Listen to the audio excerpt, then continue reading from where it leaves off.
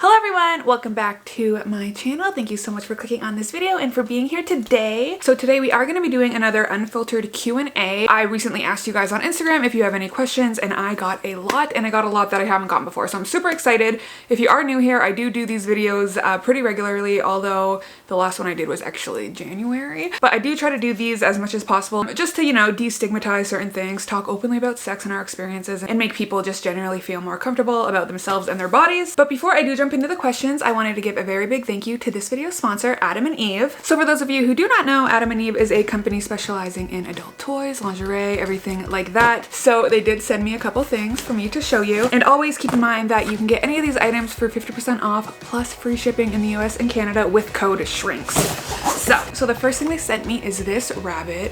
I mean, beautiful. And this is the only rabbit or dildo or vibrator I received, because if you've watched any of these videos before, you know, I've openly talked about not really being able to orgasm through penetrative sex alone, so I do tend to prefer clitoral stimulators, but I did want to try this one out just because it had so much going on. It's like, it like has something for the butt, it's got something for the clit, it's got something for the vagina. It's got a little grippy thing with lots of modes. You can see that I've turned it on, and I don't know if you can hear it. You can definitely see it. But yeah, so clearly, as you can tell, it has a lot of different areas for stimulation. This is definitely a trifecta.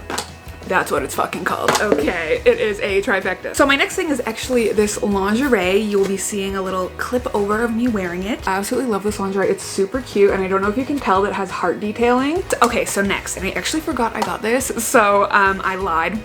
The vibrator was not the only penetrative sex toy, but next are these little Kegel balls. So these are to be inserted in the vagina. This is so you can get them out, and then it comes with this little remote control. And let me just say, what a great idea to make a control for a sex toy. Like, you literally have to do no work. You can be lying like a starfish and be like, I also got the Greedy Girl Clitoral Rabbit Vibrator. So as I said, I am a big fan of clitoral stimulators, and this one, you know, no different than the others. Fucking fantastic, fucking amazing. Will recommend 25,000 times. But yeah, so this one just looks like this, and it's like a little bunny. But yeah, guys, I'm a real big fan of this one. It packs some power, it's super small, and it is actually kind of cute. Like, I love the bunny. So these are just sexy dice. And I mean, these are pretty self-explanatory. You roll the dice and whatever it says is what you do. Something you could get is suck thighs in the bathroom. Alright, so the final thing that I got from Adam and Eve that I am super excited about is this. So it comes with these two pieces here, and it is actually vibrating panties. But the purpose of these is, as you can tell, you can open it to the little liner there, and then this drops right in. Now, I'm not telling y'all what to do with this. You can use it yourself, you can use it with a partner, you can use it wherever you want. I know some of y'all got kinks, and we don't kink shame here. So, like I always say, if you are looking to give a gift, if you're looking to treat yourself, to buy yourself a gift, if you're just looking for self-exploration, if you're looking to give a gift to your partner, or if you're just looking to spice up your sex life with your partner, you can go to adamandeve.com and use code SHRINKS for 50% off one item, as well as free shipping in the US and Canada. But yes, thank you, Adam and Eve, and now let's get on to the questions. Alright, so like I said, I got a bunch of questions, so I'm actually going to try and answer as many as I can. I usually fall into the trap of rambling, so today I'm going to try and get through these answers concisely, you know, answer as many as I can, be as helpful as possible. Alright, so the first question I got was, how do you deal with queefs during sex? Because it makes me literally want to die. Or because it makes me want to literally die, whatever. Alright, so the first thing you need to know about queefing is that it is completely normal and it's completely natural. I know that's not like the answer you want to hear because it doesn't make it any less embarrassing, but you really will start to accept your body and the things your body does when you really embrace the fact that it's gonna happen naturally regardless of if you stress over it or not, right? All queefing is forced air out of the vagina. So it makes sense if there's a lot of friction, if you're having penetrative sex, that some air will be forced in or out. For me personally, I only really ever queef in the doggy position. I don't know why, it must just be my anatomy. For me, when it first happened, I was actually really shocked. I was like, because I knew what a queef was, but it never happened. And like, I was so shocked because it sounded exactly like a fart, but like, it wasn't, obviously. And my initial reaction when it happened was to laugh, because I was just like, what the hell? And I feel like if you're with a partner who appreciates you, who understands you, and who values you and respects you, a queef shouldn't be that big of a deal. Like, it's it's just what your body's gonna do. Like, there's nothing you can really do to prevent it. However, I do of course want to give you some advice that will help you sooner than later. So like I said, queefs happen when forced air escapes, right? So if you don't want queefs to happen, you can try switching positions without removing a penis or a sex toy from the vagina. Like, there are ways you can get around it, but do I really think it's worth the stress? Not really. Like, it's just a queef. If you're with a respectable adult who, you know, understands anatomy, it really shouldn't be a problem. Just remember, it happens to most people with vaginas and you do not have to be embarrassed. Okay, so did your weight loss impact your menstrual cycle at all? So yes, I have talked about this briefly before. Prior to weight loss, I had an extremely heavy cycle.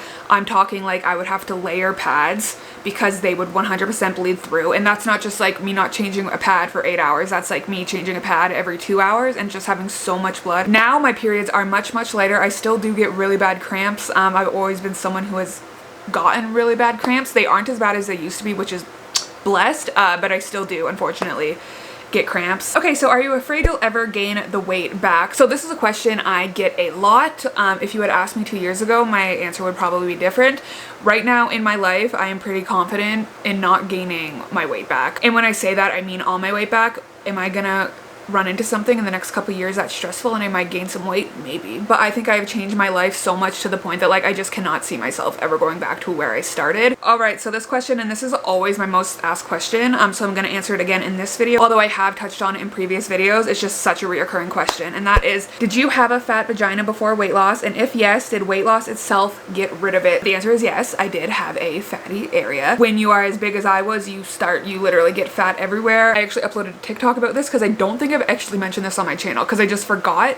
I used to have fat deposits in my forehead above my eyebrows. I used to have bulges, like lumps on my legs of fat because there was just too much fat and it had nowhere to go. So yes, my vagina was much larger when I was bigger, and when I lost weight, obviously the fat left there as well. After I lost weight, the vagina was not fat. There was loose skin though. Okay, so next question. How come I cannot orgasm during sex? And this question is from someone with vagina, so that is the area I'm gonna be talking about. So something we all have to remember is that vaginas, for a lot of people, are a mystery, and a lot of people don't actually understand or know how they work. And obviously I'd like to assume it's not always malicious. Like, our education system is fucking terrible. I think everyone at a young age should be educated about the private parts so they know like the purpose, what it does, and like it's your own fucking body, so I think people should know. But unfortunately vaginas are something that are often overlooked or just not talked about because they're seen as taboo for whatever reason. But the way I like to explain it to people is compare a G-spot in a vagina to a prostate, right? Not everyone can orgasm from prostate stimulation alone.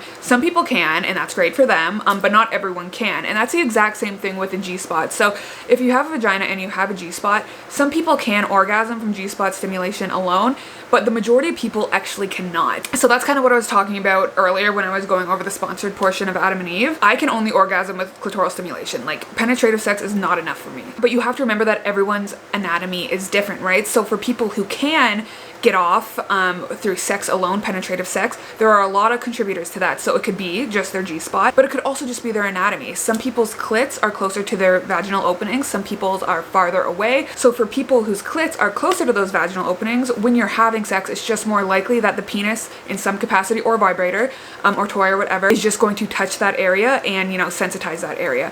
While if it's farther away, which must be what I have, it doesn't really work that way. So for me, it's really important to bring toys into the bedroom, just because that is what feels best for me. If you do have troubles, you know, reaching orgasm in sex, I really suggest you bring it up to your partner. Be like, hey, I'm interested in trying toys. I'm interested in spicing up our sex life. Let's try something different. If your partner is responsible, mature, like, they won't take it as an insult. They'll be like, oh, that's so cool. Like, yeah, let's try things. Like, these toys exist for a reason. People use these in sex for a reason. Why don't we try? All right, so have you thought of any other cosmetic procedures besides weight loss aids? So I'm not gonna lie. Yes, I have been through so many ups and downs of certain surgeries, all which are triggered by my body dysmorphia, so I'm not gonna lie, yes, I have considered. As of right now, I don't see myself getting anything else done. And I also got a lot of questions about my lip filler. I don't have lip filler. Thank you for assuming, but I don't have lip filler. I have face filler for the weight loss, even though, like I mentioned in my last video, it's all gone. It all fucking is gone now, but I will be getting that. So yes, I'll be getting more filler, but I will not be doing more surgery. So my boyfriend always made sure I came, but now I always need to ask him. I'm feeling super self-conscious. All right, so in my opinion, I personally believe the most important part of a relationship is communication. If you are struggling with something, if you feel like you need to bring something up to make your relationship stronger, your sexual life stronger, you should have the right to do that. A lot of the time, and I'm like the worst person for this, like I promise you, I'm the worst overthinker ever. A lot of the time your brain is lying to you, and you know, you're making things a big deal in your head when they're really not. So the best thing you can do is just ask. Be like, hey, like I've noticed stuff has changed in the bedroom lately, like can we talk about it? Or like I previously said, suggest bringing toys in the bedroom, suggest bringing in something else that makes it exciting again, makes it interesting, because no one deserves to not feel pleasure during sex, right? And for people with vagina, that unfortunately tends to be the case because like I said, we don't really have the best education system when it comes to vaginas, but no one deserves to feel left out. Like sex is a two-person act, can be more, but for the most part it is a two-person act and you both deserve to feel pleasure. So since it is your boyfriend, I really would recommend bringing it up. I know it's awkward, I know it's uncomfortable, but just think of this now. Like, you are young, I'm assuming, I don't know who asked this, but you are young, you are with this person, and if you're already experiencing issues, this is not something you want to get trapped in, and it's something you really want to bring up before it's too late, because you never want to resent your partner, you never want to feel like your partner doesn't care about you. So bring it up, and I promise it should go fine, and if it doesn't, guess what? Someone is out there who will take care of you and will love you. All right, so I get huge razor bumps and ingrown hairs and they swell. Is that normal? So I used to get ingrown hairs a lot. So yes, I would say it's normal. If they're swelling, you probably just have sensitive skin. I don't think everyone swells. But yeah, so my best advice is to shave in a downward motion because that's really helped me. Like I used to shave like bottom up and that's what caused a lot of ingrown hairs. And now I shave top bottom, which like the shave isn't as clean and it's not as nice, but I don't get the ingrown hairs. So to me, it's worth it. I've also heard waxes helping a lot of people who get ingrown hairs, but just know that's normal. There's nothing to be embarrassed about. Okay, next question. So what do you do for vagina odor? So my answer to this is nothing. It's actually very dangerous to do any type of douching or anything to your vagina. Something you have to remember is that a vagina is a vagina. A vagina is meant to smell like a vagina. A vagina is not meant to smell like flowers. And I know it's super easy to feel self-conscious. It is really hard growing up with a vagina. I feel like we're taught to like be ashamed of it and like think it's gross or like whatever. Like I remember being like in grade 4 and boys being like fishy vagina, and it's like, what the fuck are you even talking about? You're 12. Like, or 8. How old are you in grade 4? But just know a vagina is gonna smell like vagina. If you're dealing with like an unusually potent bad smell, you could have some sort of infection, and I definitely recommend seeing a doctor about that because I cannot give you the answer to that. But if your vagina just like smells like vagina, you should be happy. That means you're healthy. So, all right, so did your labia majora become empty and hang after massive weight loss? So I wouldn't say it was hanging, but it definitely had a lot of loose skin in that area. The majority of the loose skin kind of bunched near the bottom towards the opening of the vagina, but it's not that bad. I don't really know how to explain this in a way that like makes sense, but loose skin, a lot of people assume loose skin weighs a lot and is like really bulky and really like just invasive, and it's really not. Like loose skin, for example, the loose skin I got removed on my back, it wasn't even weighed because it would have been like an ounce. My loose skin on my front, people were guessing like I was gonna have like 30-40 pounds of loose skin removed. It was literally 2 pounds. Like skin does not weigh a lot. So when you're dealing with skin down there, like that's even less skin, you know? So yes, it's there, but I honestly don't think, like if I were to have sex with someone who didn't know I lost weight, I don't think they would be like, that's loose skin. I think they'd just be like, that's the way your vagina looks. Like it doesn't look weird. When you were big, did you get rashes in skin folds? If so, has it improved? So yes, I did when I was big. I used to get it a lot under my boobs from the sweat and the rubbing. Yes, it has improved because I don't have any more rolls on my body, but rashes definitely were a thing I experienced. When you lose weight in the fupa area, does it deflate or stay loose? So that's kind of going off the question I just answered. Mine did deflate. All right, next question. I don't like to masturbate. Is that weird? Nope, not at all. You do what you want to do with your body. Don't let anyone pressure you into doing something you don't want. Not everyone wants to masturbate. Not everyone wants to have sex, and that is completely okay. Can you explain in detail what happened to your nipples when you had your breast lift? Relocate and size. So yes, when I had my breast lift, the size did change. They made the areola smaller. They used to probably be around like, I used to have really big boobs, by the way. Like I'm talking G, like 43G or something, 44G. They were much bigger, but they were like located at the bottom. near the bottom of my boobs. If you didn't know, I did have, what's that word called? I'm gonna put it on the screen. It basically just means the worst kind of sagging in your boobs, and that's just because I was overweight my whole life and then I lost weight, so my boobs just did not stand a fucking chance. But they were about, I don't know, like that, and now they're like much smaller. They're like, yeah.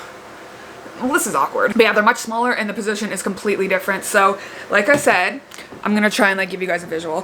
When I was bigger, so say I wasn't wearing a bra, my boobs probably came to here and my nipple was like in this region. So like it was like very long with my nipple down here, and now my boobs sits up obviously, and I am wearing a bra, so they're sitting higher than they would naturally. But my nipple's in like a much more. So the position of the nipple completely changed. Like they took that nipple off and had to put it back on. All right, so I have boil pimple marks on my arms, bellies, and legs. Is this normal? I'm embarrassed by them. So again, yes, it's normal. I don't experience it myself, but I deal with my fair share of own skin issues. I have eczema. I'm always itchy. But everyone's skin is different. Everyone's skin is more acne prone. Some people have skin that's more dry, and everyone deals with their own shit when it comes to skin. You know, people with oily skin usually have acne, and that's usually a problem that they have to deal with. People with severely dry skin, like their hands crack and break open in the winter in Canada. So that's fun. All right, so how do you get out of your head during sex to actually orgasm? I can't do it. So this is a problem I had as well. I used to not be able to orgasm while having someone go down on me because like I kept thinking about it. I was so paranoid. So guys, like I said earlier, you never have to be ashamed of your vagina, but like I've been there too. I feel like everyone with one has gone through the era of shame or like embarrassment, so I have been there as well. What I had to do was I just had to really focus on relaxing my body, relaxing my mind, and then once it finally happened, I was like, okay, you can do this. Like, so when you're having sex or when someone's going down on you, just try not to think about it too much. Don't think about what's going through their mind, because you're probably thinking, they're thinking this is gross, this is disgusting, when really what they're thinking is, oh yeah, after this is done, I'm gonna get my nut on. So and then the final question, guys, is did your libido go up after losing weight?